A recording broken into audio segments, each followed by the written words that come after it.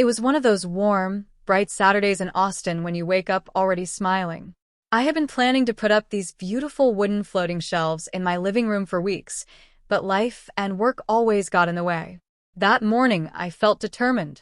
I got out of bed, tied my messy brown hair up, threw on my soft, oversized t-shirt and my favorite old denim shorts. As I made my coffee, I kept picturing how amazing those shelves would look, filled with little potted succulents, framed pictures of my grandma and my friends, and that pretty ceramic vase I picked up at a flea market. After breakfast, I laid out all my tools: the measuring tape, level, hammer, pencil, and my trusty red cordless drill.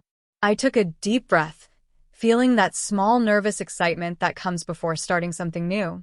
I measured carefully, marked the wall, double-checked everything, and felt so proud of myself for being so precise. By late morning, the sun poured in through my big living room window, making me feel even more energetic. I had already installed the first 2 shelves without any problems. I snapped a quick photo and texted it to my best friend Jessica. "Look at me. Officially a DIY queen." She sent back a bunch of heart emojis and a "you go, girl." That made me giggle. When I got to the 3rd shelf, though, things changed. The wall felt different, kind of hollow when I tapped it. I remembered from a video that it probably meant there wasn't a stud behind it. I rummaged in my toolbox and found this extra long screw I thought would hold the bracket more securely.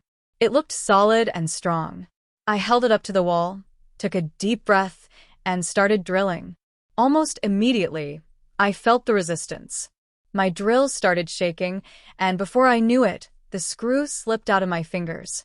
I tried to catch it, but instead, I swung the drill, and the sharp tip of the screw stabbed right into the fleshy part of my hand between my thumb and index finger.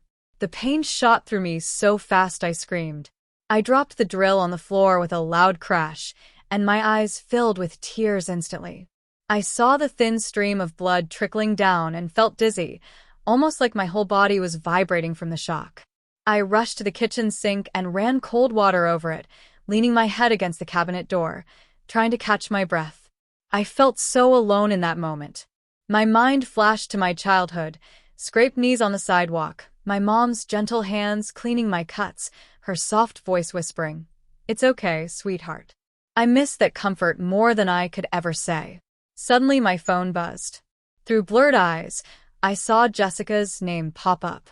I somehow answered, my voice shaking so badly. "Jess, I hurt myself, the screw, it's bleeding." Her voice on the other end turned urgent. "Oh my God. Listen to me. Apply pressure. Don't move too much. I'm coming over right now." I wrapped a dish towel around my hand as tightly as I could and sat down at the kitchen table, trembling from head to toe. Every second felt like an hour. I kept staring at the unfinished shelf, feeling helpless and stupid for thinking I could do it all by myself. When Jessica burst through the door, I nearly cried all over again. She ran to me, knelt down, and carefully unwrapped the towel. "You're okay, I got you," she kept saying. She pulled out her little first aid kit she always carried in her bag. Honestly, she's always been way more prepared than me. She cleaned the wound slowly and gently, even though I winced and whimpered with every touch. Once she finished bandaging me up, she made me tea and tucked me under a blanket on the couch. I felt like a little kid again, safe in someone else's hands. "Why do you always try to do everything alone?" she asked, her voice softer than I expected. I just looked at her and shrugged, my eyes brimming with fresh tears. "I wanted to prove I could do it," I finally said. Jessica just shook her head and gave me the gentlest smile. Then she stood up and grabbed the drill. "I'm finishing this. Sit down, and don't even think about arguing with me." I tried to protest, but she just raised an eyebrow, and I knew she meant business. I watched her, feeling grateful, but also embarrassed. She measured everything again, found the proper wall anchors, and secured the shelf as if she'd been doing it her whole life. When she was done, she stood back, brushed her hands dramatically, and turned to me with that victorious look. "See? Done. And you didn't have to bleed out on me to get there." We both burst out laughing, and for the first time that day, I felt light again. Later that evening, we ordered tacos and guac from our favorite Mexican place. We curled up under the blanket, watched an old rom-com, and shared stories from college, the silly parties, the awkward first dates, all the things that now felt like a lifetime ago. That night, after Jessica left, I stood in front of the new shelves for a long time. I ran my fingers over the wood, imagining where each little plant would go, where Grandma's photo would sit, and how the vase would look under the sunlight. Even though my hands still throbbed, I felt something shift inside me.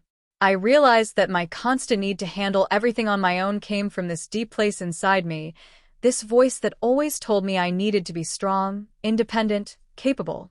But today taught me something different, that true strength sometimes means letting someone help you. That vulnerability isn't weakness. It's just another side of being human. Before I went to bed, I texted Jessica, "Thank you for saving me today. I don't know what I'd do without you." She wrote back almost immediately, "Anytime. You know I got you forever." I smiled through tears. The next morning, I woke up to the sun streaming through my window, lighting up those shelves in a beautiful, warm glow. My hand still hurt, but there was a kind of sweetness in that pain now, a reminder of how loved I was. I grabbed the box of photos and little decorations and started arranging them slowly, one by one.